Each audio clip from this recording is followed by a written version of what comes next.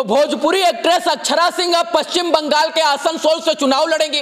उड़ते उड़ते खबर आ रही है कि भारतीय जनता पार्टी अक्षरा सिंह को टिकट दे सकती है। और जैसे ही पवन सिंह ने कल ट्विटर के माध्यम से जानकारी दिया कि वो किसी कारणवश पश्चिम बंगाल के आसनसोल से चुनाव नहीं लड़ेंगे, तैसे अक्षरा सिंह ने दांव खेला और इसके बाद भारतीय जनता पार्टी के सीधे संपर्क में आ गई और अब वो टीएमसी के खिलाफ अक्षरा सिंह आसनसोल से चुनाव लड़ने की तैयारी में जुट गई है। सूत्रों के मुताबिक अगर हम बात माने तो भारतीय जनता पार्टी में जो खबर चल रही है, जो सुगबुगाहट चल रही है, वो ये सुगबुगाहट चल रही है कि पवन सिंह के मना करने के बाद अब अक्षरा सिंह आसनसोल से टीएमसी के सांसद शत्रुघ्न सिन्हा के खिलाफ जो है चुनाव लड़ेंगी। यानी पवन सिंह को पहले टिकट मिला, भारतीय जनता पार्टी ने पवन सिंह को आसनसोल से टिकट दिया और कह दिया कि अब पवन सिंह जो है टीएमसी के खिलाफ यहां से चुनाव लड़ेंगे। और जिम में बैठे पवन सिंह अपने तमाम साथियों के साथ खुशी से झूम उठे, नाचने लगे, क्योंकि उनका टिकट भारतीय जनता पार्टी की तरफ से कंफर्म कर दिया गया था। लेकिन थोड़ा घंटा बीता, समय बीता,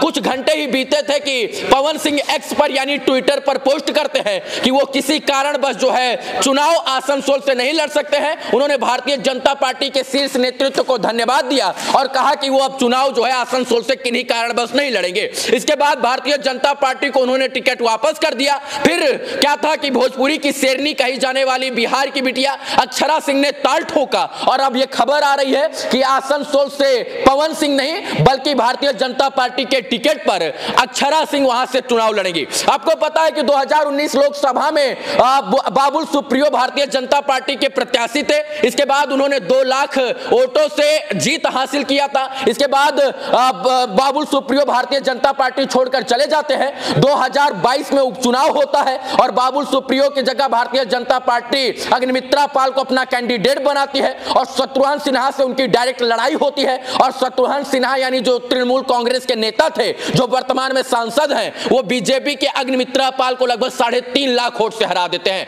अब वहां पर टीएमसी के इस वक्त सांसद और बॉलीवुड के कद्दावर अभिनेता और टीएमसी के कद्दावर नेता शत्रुघ्न सिन्हा इस वक्त सांसद हैं और अब बीजेपी वहां पर दांव खेलना चाहती है। आपको पता है कि वहां पर जो वोट है वो मुस्लिम बाहुल्य जगह है, तो वहां पर मुस्लिमों का वोट है। तृणमूल कांग्रेस का वो पूरी तरीके से गढ़ है, इसलिए बीजेपी के लिए वहां चिंता का सबब वो सीट बनी हुई है। तो भारतीय जनता पार्टी किसी बड़े प्रतिनिधि को वहां पर उतारना चाहती है, किसी बड़े सेलिब्रिटी को उतारना चाहती है और यही कारण है कि पवन सिंह को वहां से टिकट मिला। लेकिन पवन सिंह वहां चुनाव लड़ने से पीछे हट गए। अब भारतीय जनता पार्टी के सामने जो है वो चुनौती है कि वहां पर वो किसको टिकट देगी, क्योंकि बाबुल सुप्रियो जो 2019 में लोकसभा सीट वहां का जीते हुए थे वो टीएमसी में शामिल हो गए हैं। इसके बाद शत्रुघ्न सिन्हा वहां के सांसद हैं, भारतीय जनता पार्टी से टिकट मिला पवन सिंह को तो पीछे चले गए हैं। तो अब सवाल यही है कि वहां से चुनाव कौन लड़ेगा भारतीय जनता पार्टी की तरफ से। तो उड़ते उड़ते खबर यह आई है कि भारतीय जनता पार्टी जो है अक्षरा सिंह को जो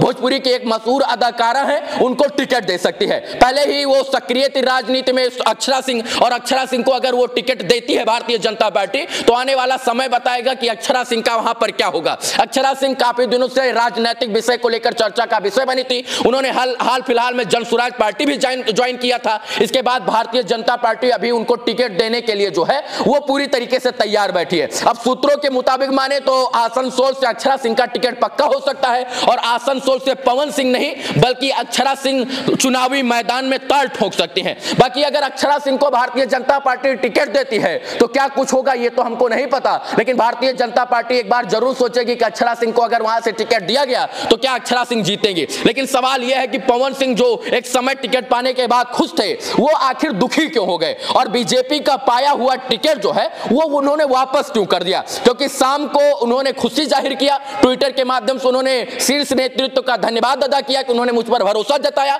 इसके बाद रात गुजरी, दिन बीता, थोड़ा सा दिन बीता, 1-2 घंटे का समय बीता और पवन सिंह ने ट्विटर पर ऐलान किया कि वो किन्हीं कारणों बस आसनसोल से चुनाव नहीं लड़ेंगे। इसके बाद उनके समर्थकों में जो खुशी की लहर थी वो निराशा में तब्दील हो गई और पवन सिंह अंततः और पूर्णतया आसनसोल से अब जो है वो चुनाव नहीं लड़ने वाले हैं। यानी साफ साफ भाषा में ये समझिए कि आसनसोल से बीजेपी ने अपना उम्मीदवार बनाया पवन सिंह को। पवन सिंह ने कहा कि भैया हम आसनसोल से किन्हीं कारणों बस टिकट नहीं लेंगे और चुनाव नहीं लड़ेंगे। फिर इसके बाद सुगबुगाहट चली कि अक्षरा सिंह जो है आसनसोल से भारतीय जनता पार्टी के तरफ से चुनाव लड़ सकती है। बॉलीवुड के मशहूर कलाकार शत्रुघ्न सिन्हा के खिलाफ टीएमसी के सांसद है वर्तमान में। अब लड़ाई वहां की जो है वो दिलचस्प होने वाली है, क्योंकि जब 2019 में वोट हुआ था वोटिंग हुई थी, तब बाबुल सुप्रियो को 50% वोट जो है वो मिला हुआ था, यानी 100 में से 50% वोट शेयरिंग जो है वो बाबुल सुप्रियो का था। बाबुल सुप्रियो आपको पता है कि वो एक मशहूर सिंगर है, और इसके बाद जब 2022 में चुनाव हुआ, उपचुनाव, तो उस वक्त भारतीय जनता पार्टी के जो